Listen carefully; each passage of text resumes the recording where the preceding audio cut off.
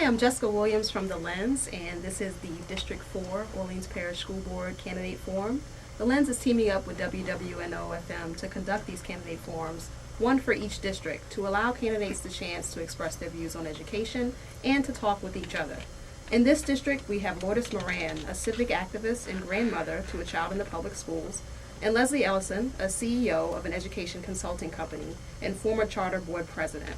Ms. Ellison declined to be with us today after we could not come to an agreement on the terms of the interview. But we do have Ms. Moran here, and I'm going to go ahead and get into the very first question, just to speed things along. And the first question is set around governance. I want to know what you think the school board's primary function should be: to run schools, to support charters, both? Actually, I'd like for the Orleans Parish school system itself to be more of a resource center and more customer service friendly. As far as running schools, we currently run 6 schools, as you well know, and while we're doing well, I think we could do better, and I believe that a lot of our charters have the wherewithal and ability to provide a quality education for our children locally. So why take that away? I think if anything, we need to expand those qualities that do work. And you say we could do better. Explain some of the ways that the Orleans Parish School Board can do better. Well, we can be a part of the universal enrollment and be a part of a very transparent process and how children are eligible to receive a good education in these fine schools. We can do better by being more responsive to parents. We can do better by having a centralized location for questions to be answered. We tried that with the Parent Center, but I'd like to see more satellite offices if possible. And I'd like to have more partnerships with the Recovery School District and those other educational entities that are out there. I think if we all pool our resources together, I think we could be a superior public education system. Name some of the ways that the Orleans Parish School Board has done well in the last 4 years since you've been on the board. Academically, the whole district has improved. We're 5th in the state.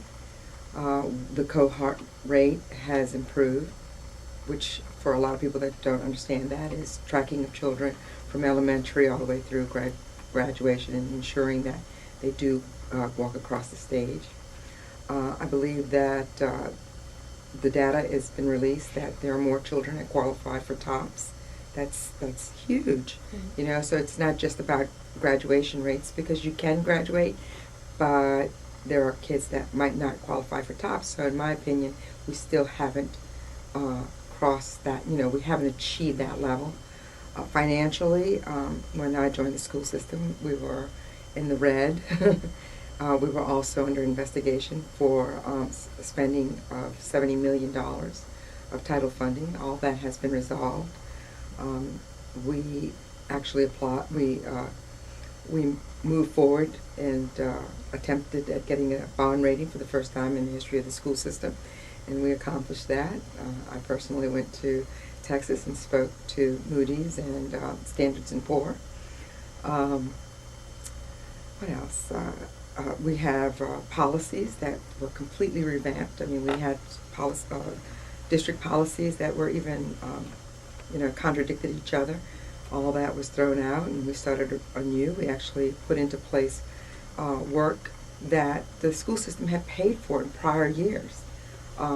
Where we've lobbied extensively in legislation to put us in line with other school systems in the state of Louisiana. So, I personally have been extremely active in the background and in Baton Rouge and cultivating relationships as we move forward. And I mentioned 4 years, but you've actually been on the board for 8 years, have you not? That's correct. Okay. That's correct. And just getting back to, I guess, the governance, and I want to get around to board structure. Do you think that all board members should continue to be elected, or do you think that some should be appointed? And why either way? Okay, I really do believe in the elected process. It's a democratic process that we have an informed community here. New Orleans does not lack for information. And I believe that the voters can decide, and did decide, in my case, almost 8 years ago, that they wanted change. And so it reflected in the fact that not only was I elected, but I was re-elected. And I hope to be elected for a third term.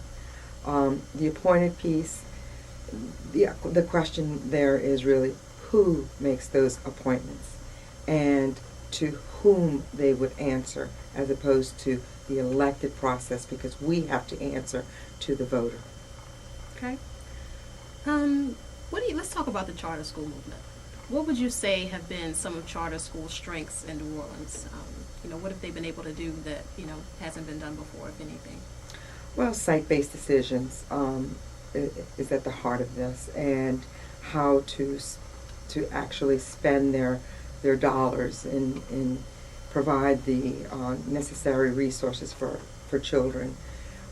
Be supportive through professional development of the educators, without having to come to OPSB or OPSB handing down decisions that they might not be in law, on the same page with. I don't want to say in line, because we all have to do the Louisiana curriculum.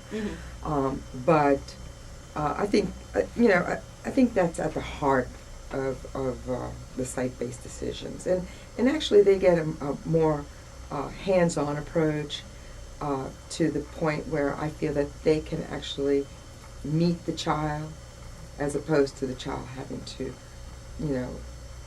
or the child having to come up. I don't know how to really explain it over radio, but That's okay. It's very child-minded. Okay. And what would you say have been some of the charter school movement's weaknesses? The transparency issues. I really feel that they are not as transparent in some of these site-based decisions with their parents, or the fact that they're not participating in a universal enrollment. That process is not as transparent either. And we as parents, in particular in charter movement, charter means that you're a part of a large community that is your neighborhood, your school, and your faculty, okay? And so there's a component, in my opinion, that's still not exercised, and that is the parental component. Because we as parents, I don't see that we as parents are provided enough information to understand that we have a voice in this, and that we should be more of a participant in some of these decisions. Well, it's interesting that you mentioned parents, because my actual next question was going to be the structure of the boards of some of these charter schools. Do you think that there is more, or there needs to be more of a parent voice on charter school boards, and how would you advise charter schools to go about making that happen? I do. I also serve on the NOCA board, and the NOCA board has a specific place for a parent representative. And I think all boards should have that component. I don't believe that any board should be so structured that all you have are professionals. And in particular, how about having some parents with kids in the system? That would be really key. So I'm all about that. How can the Orleans Parish School Board help some of the charter schools with some of the weaknesses that you mentioned as far as transparency? Do you see Orleans Parish School Board holding these schools accountable, and in what way? Or maybe what ways have you guys already done that in your time on the board? Well, yes. I personally feel that their meetings need to be, I understand the letter of the law and that they do post at the door, but, tell us what door that is. Mm-hmm. What building? Tell us a little bit more about what you're talking about in your agendas. Talk about the procurement process, because you're supposed to be, they're supposed to be following state law. Mm-hmm. So it can't be so generic so that it does not attract individuals to participate. Mm-hmm. Okay. At the end of the day, why are you running for another term? Well, there have been a lot of progresses in, the first 4 years because of Katrina. We were pretty much in recovery and making sure that schools were opened and that our population is back and creating the landscape that we currently have, being a part of that. The last 4 years are continued fiscal piece and making sure that we had, a steady ship. I personally have put a lot of time into this, and I'd like to go a little bit further and seeing some more projects that we have in mind, seeing the outcome of some of the master plan projects, the selection of the superintendent, the unification of a bifurcated system to ensure that we do become that resource manager and that customer-friendly entity that is available to all public, or to all public students. What would you say are some of your strengths in comparison to your opponent's strengths who couldn't be with us today? My strength is I come from, I am a parent whose daughters did go to public school. I'm still a parent, a grandparent whose grandchild, who, like many of us grandparents, are helping our children raise. And so I'm still very engaged in this. My opponent is not a parent. I come from the business world, and so the finances is my strong suit. I'm a volunteer. I can't say that she doesn't volunteer, she does, but, my volunteer has always been around children. And, I don't know, I stand by what I believe in. I'm very truthful, and my heart's really in it. Okay. How are we on time, Tom? We're good. We've got about 12 minutes of tape. Oh, okay. I guess we could keep talking. Yeah, a couple more. Yeah. So at the last Cowan Forum, and I have to bring it up, you mentioned something about how you wish the board could be allowed to talk about things before meeting, just so everyone could be on the same page. Could you elaborate on that? Because I know in our conversations that we've had, you've always seemed to be a very strong, proponent of open meetings law and, just making sure that the board was following all of the tenets of that. Just, talk more about what you meant in that instance, if you don't mind. I don't. When I served as president of the board, you learn how to understand your colleagues on the board, and you reach out to those that can help you with possibly other board members without polling, because you have to be very careful. It's a fine line. And so you have to establish relationships with your fellow board members and understand and take the time to engage them in a conversation so that you can have more or less an idea of readiness on any particular issues. Because unfortunately, we don't always agree on everything. And when you're on, on a stage, on film, it comes across as a racial dissension when it really is not. It's about key issues. One, for example, that you've experienced is the question between the charter director office and the DBE office. And it's, while I did not articulate it at the meeting, the issue isn't about the individuals. It's about one expense is just that. It's an expense. The other office generates revenues by, having or establishing a rapport with our charter operators who have the ability to make the decision whether they want to come back under OPSB. That office also is responsible for applying for grant funding that would benefit all schools, not just charter schools. And so it's more of a revenue generating office. And just to provide some background on what Ms. Moran is talking about, earlier in the year at an Lourdes Parish School Board meeting, there was dissension among board members on, whether the charter school office or the disadvantaged business enterprise program office should be getting, a more equal amount of funding. Why was the charter school board office getting more then the DBE program that was brought up by 2 board members, and it created a sort of a rift between board members, and that's what she's referencing right now. Speaking of racial tensions, though, it's just been, throughout this year especially, that I've noticed just in my covering of the school board, that a lot of decisions, when there is a disagreement, the race factor is often brought up. Why do you think that is? Do you think it's true, or do you think there's any, you mentioned earlier you think it's less about race and more about policy? I mean, it's more about policy and issues. It's not, it's a shame because you see, you have 2 African Americans, myself as a Hispanic, you have 4 Anglos, and it's very interesting how we're seen, but it really, and it's unfortunate. But I think if we were able to delve more into what the argument really is about, and like I said at that forum, talk about it in advance of the meeting so it does not come across that way, I think we would find we would have the ability to compromise.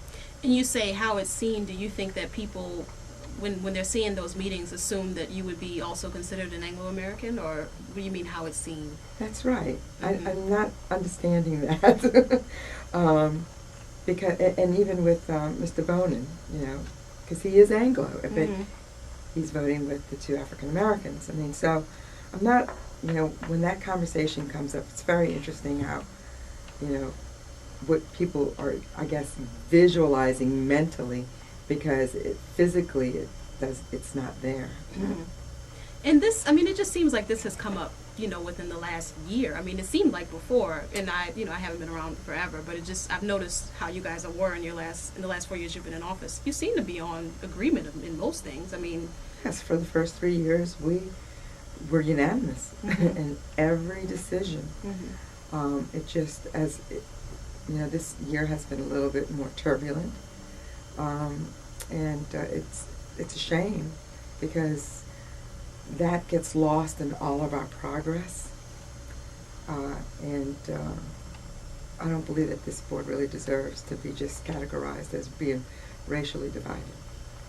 Do you think that because there's been a lot of strife this year that it hurts, or it serves further to bring up that image of the Lourdes Parish School Board as divided, as not in the best interest of kids? You mentioned that to me at a meeting one time, that it kind of erodes the image that you guys have built up. It does, and that's a shame because every decision that we have really has benefited children, and we're about kids.